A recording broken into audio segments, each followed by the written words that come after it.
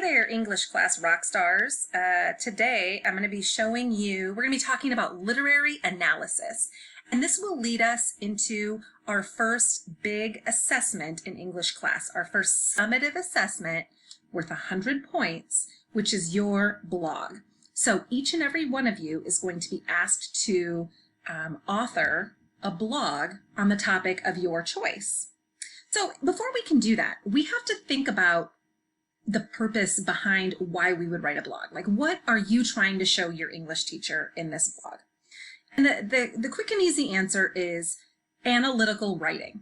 It is what you will do constantly in high school. It is the #1 skill that I can prepare you for those IB exams when you're a junior and a senior in high school. And it is the type of writing that you're asked to do in the real world. So let's just focus today on what is literary analysis writing. Okay, so today, here are our goals. We will define analysis. What does that even mean? What is analysis? And then your main focus today is you're going to consider a topic of interest, and we're going to look at it in 5 different ways. So we're going to pick a topic. I don't care what topic you pick. I gave some feedback from the heart maps, and my hope is that the heart map kind of led you toward a natural writing space for yourself. I looked at the heart maps and I thought, okay, this kid really likes cars, for example.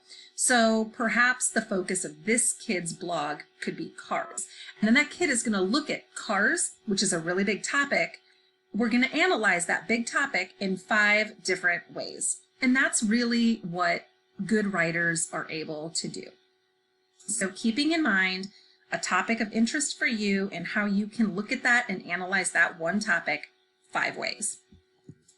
Okay, what is analysis? It's very simple. It's very simply defined as the breaking down and explaining of smaller parts. That's it. So we analyze books that we read, right? And we'll analyze some books together this year. What did you think of the author? What theme did you see emerging from this book? How did the characters change throughout the text?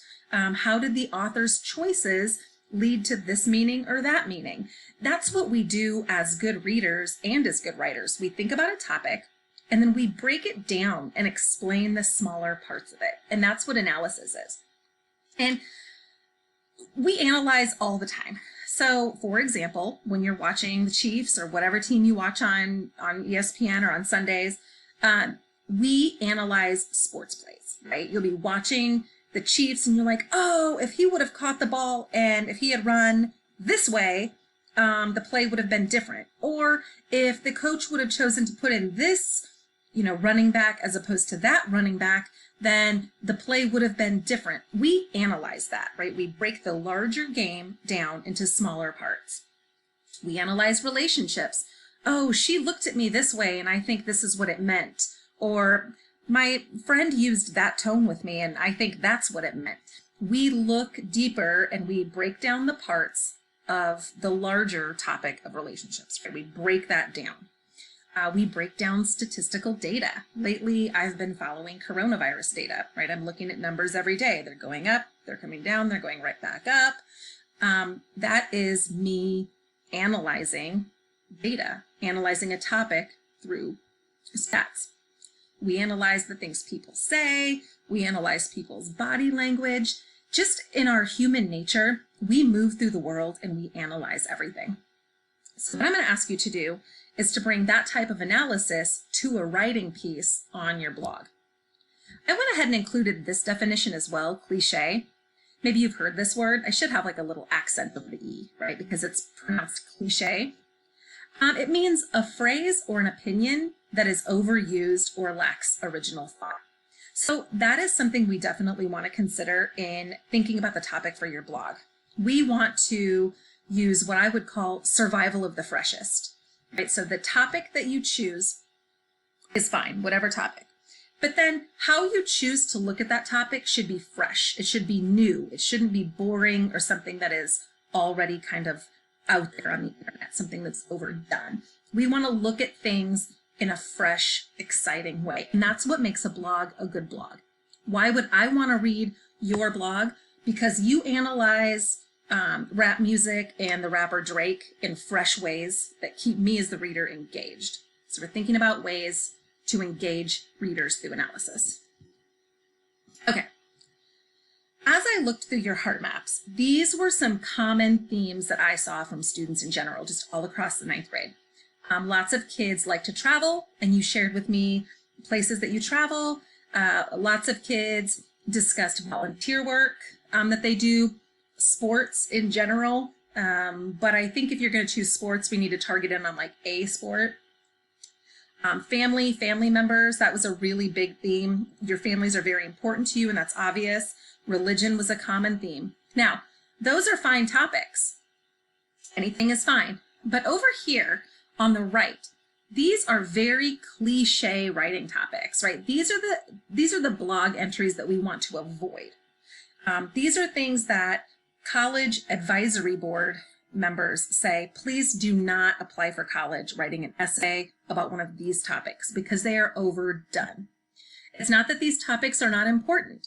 It's just that they're really overdone. They're not fresh. So we're going to avoid blog entries that talk about, your vacation to the lake or the mountains or the ocean and how it changed your life. Not that that's not important. It's just overdone. We're going to avoid blog entries that talk about your volunteer trip and how it changed your life. You can talk about a volunteer trip, but you should approach it from a fresh perspective, not just how it changed your life. An illness or an ailment that you overcame, that's a really common topic. It's played out. People don't want to hear about that anymore. You can write about an illness or an ailment that you have, but we have to look at it in a fresh way. What your sport means to you, someone you admire. I can't read one more essay about, the cousin that you admire. I want to learn about that. I want to know about that. But as far as it being like an award-winning essay, it's not fresh enough. The time you moved or what your religion means to you. I think religion's a groovy topic. I think you can definitely write about it. But again, coming at it from a way that is a new perspective. We'll talk about that. Okay, so today this is what I'm going to have you work on. I am going to write my blog on cooking and baking. But for the purpose of this assignment, I wanted to pick the topic of technology. So just kind of to give you an idea of where I'm going with the blog and how many entries you'll do. We will definitely do 5 blog entries, okay? And on the left over here, this is the format of each one of those blog entries. So you're going to review something. You have to do a review because I want to see you doing some sort of kind of persuasive writing, argumentative writing. If you're doing a baking blog, or a food blog, you could review a restaurant or a bakery in the city. If you are doing a car blog, you could review a certain type of car, sort of like an article or a blog entry that you would find in, like one of those auto magazines. However, whatever you want to review. But your first blog entry will be you doing a review of something as related to your topic of choice. So, for example, let's just say my topic is technology. I might do a review of the iPhone 12.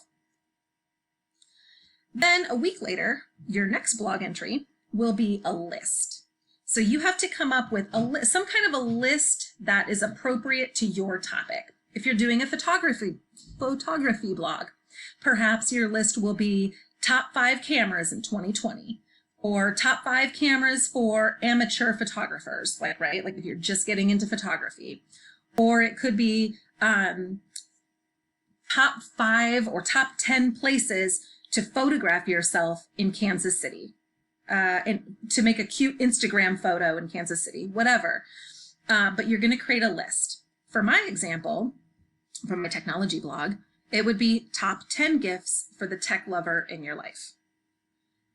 Explore a controversy or a debate. This is the third blog entry you're going to do. And guys, we're going to go through each one of these at a snail's pace. So do not panic and start thinking that you have to start writing on these immediately. So for your third blog entry, you're going to explore a controversy or a debate that is related to your topic. So for example, technology. Should a government be able to ban media sites like TikTok? that is as related to technology, right? So I'm going to explore both sides of a current debate on my chosen topic. A personal connection. So now I do want to see some narrative writing in that fourth entry. How technology improved my education. So that'll be just kind of like first person text where you're explaining what your topic means to you. And then fourth and finally, you'll conduct an interview. This could just be simply a friend.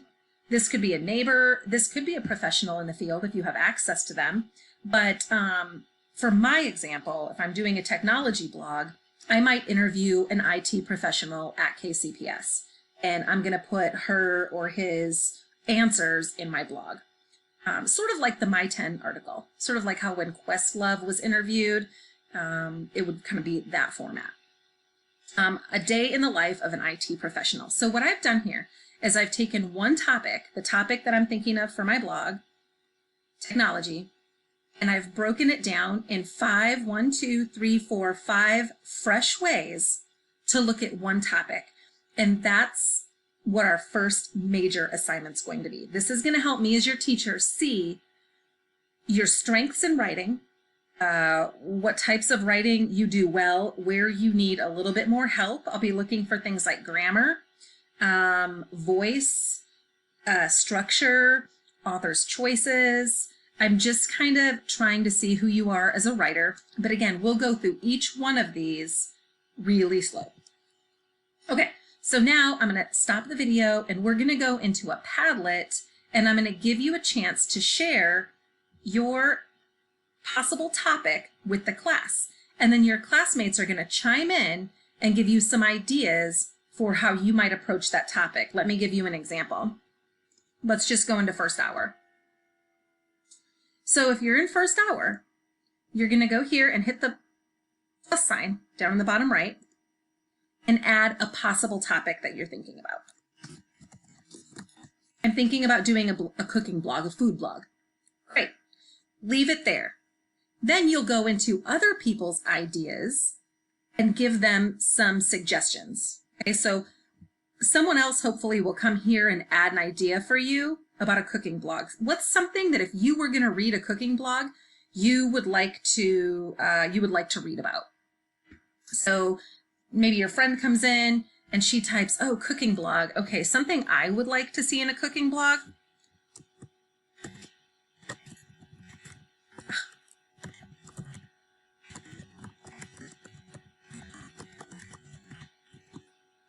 Is a vegetarian diet really that beneficial to your health?